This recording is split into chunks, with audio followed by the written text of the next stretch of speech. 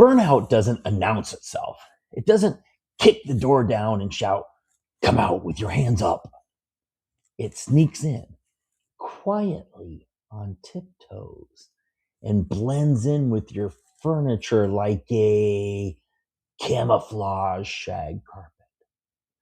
By the time you notice the burnout, you're already spent, exhausted, kaput. Hi, I'm Scott Mullet. Oh, thank you.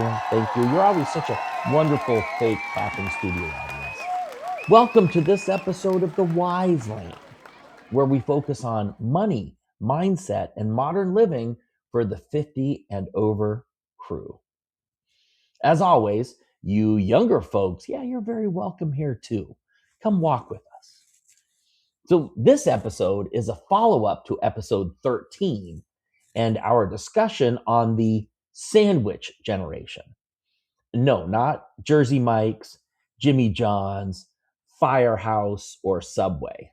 No, this is the group who are still taking care of children, both young and adult at home, as well as caring for their aged parents at the same time.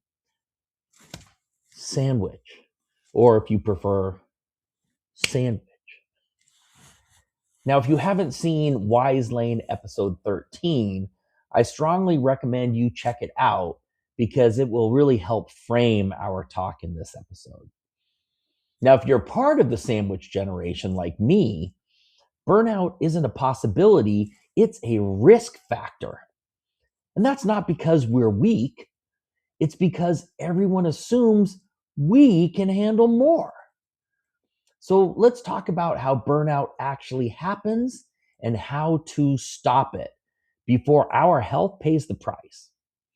Now, here are 5 warning signs, because burnout doesn't start with collapse, it starts with erosion.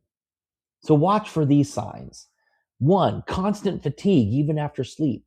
2, irritability over small things, forgetfulness or brain fog, losing joy in things you used to enjoy.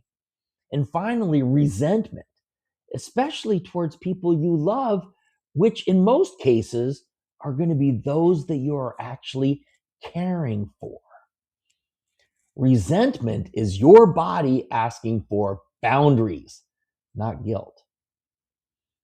So why do high functioning people burn out first? Have you noticed that the more capable you are, the less help you're offered, and the more you're expected to do? It's because you're reliable. You don't complain. You handle things.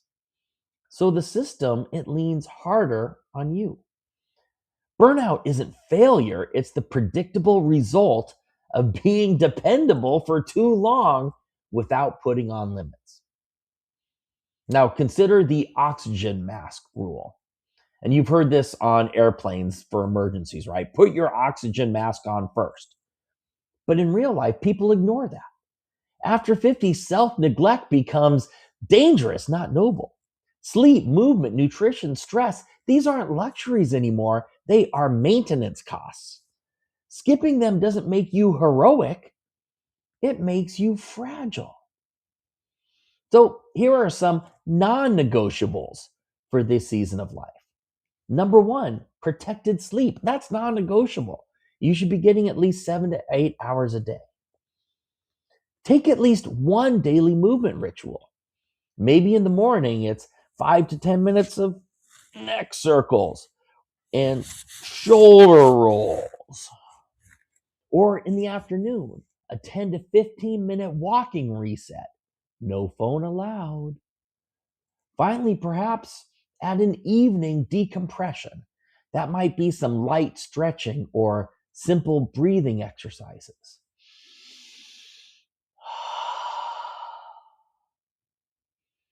Another is schedule a weekly reset moment. Maybe that's taking a longer walk of an hour or more, grabbing coffee or lunch with a friend. And when you're there, don't talk about your kids or your parents. So no talking about the sandwich. Take an hour of pure quiet time at home. No electronics except maybe music. Or come up with 1 clear boundary you will not apologize for anymore.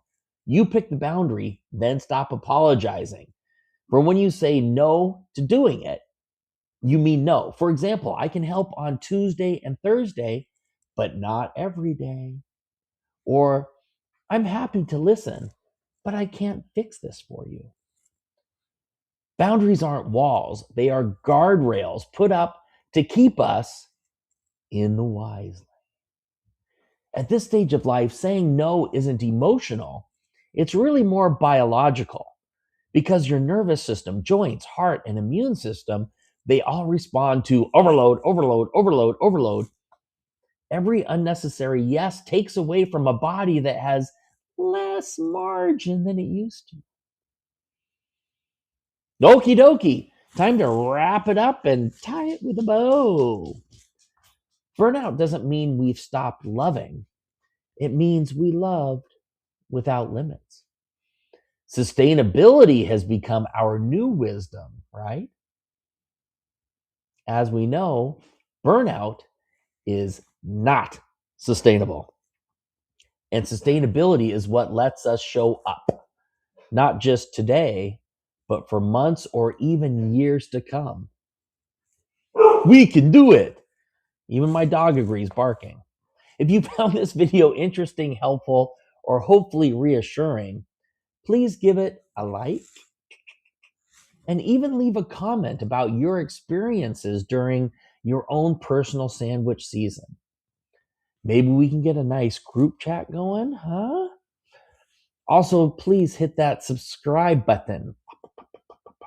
We need all those likes and subscribes to keep the wise lane sustainable and maintain our focus on money, mindset, and modern living for the over 50 crowd.